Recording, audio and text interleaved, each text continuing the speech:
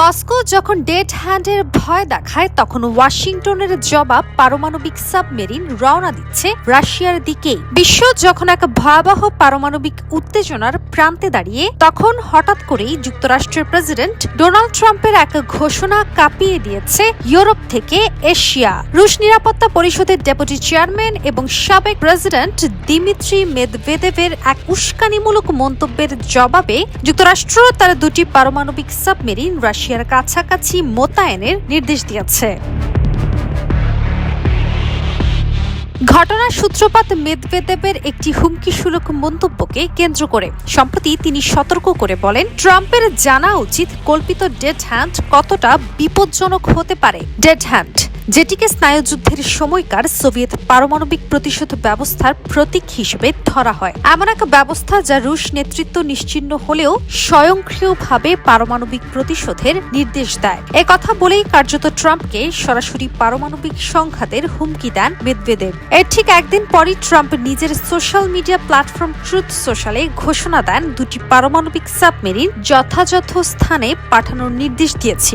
মেদভেদেভের বোকামিপূর্ণ ও উত্তেজক মন্তব্যের জবাবে এর চেয়েও বড় কিছু আসতে পারে। বিশ্লেষকরা বলছেন, এই সংঘাত কিন্তু কেবল কথার যুদ্ধ নয়। একদিকে রাশিয়া ডেড হ্যান্ডের মতো ভয়ঙ্কর অস্ত্র ব্যবস্থার কথা বলে মনস্তাত্ত্বিক চাপ বাড়াচ্ছে, অন্যদিকে ট্রাম্প পারমাণবিক সাবমেরিন দিয়ে সরাসরি রাশিয়ার সামরিক ঘাঁটির কাছাকাছি মহড়া শুরু করছে। ট্রাম্পের মন্তব্য শব্দ খুবই গুরুত্বপূর্ণ। কখনো কখনো এ ধরনের কথা বলার পরিণতি ভয়াবহ হয়। এই বক্তব্য থেকে স্পষ্ট, যুক্তরাষ্ট্র এখন কোনো কূটনৈতিক ধৈর্যের অবস্থানে নেই, বরং তারা আগ বাড়িয়ে প্রতিক্রিয়া দেখাতে চাইছে। ট্রাম্পের এই ঘোষণার ফলে ন্যাটো সদস্য দেশগুলোর মধ্যেও অস্বস্তি বাড়ছে, কারণ এই দুই পরাশক্তির মধ্যে সরাসরি উত্তেজনা যদি ছড়িয়ে পড়ে তাহলে সেটি ইউরোপের ভূখণ্ডেও প্রভাব ফেলতে পারে। এমনকি এটি পরোক্ষভাবে চীন, ইরান ও উত্তর কোরিয়ার সামরিক অবস্থানকেও প্রভাবিত করতে পারে। ওদের স্বপ্ন পূরণে পাশে থাকতে পেরে আমরা গর্বিত।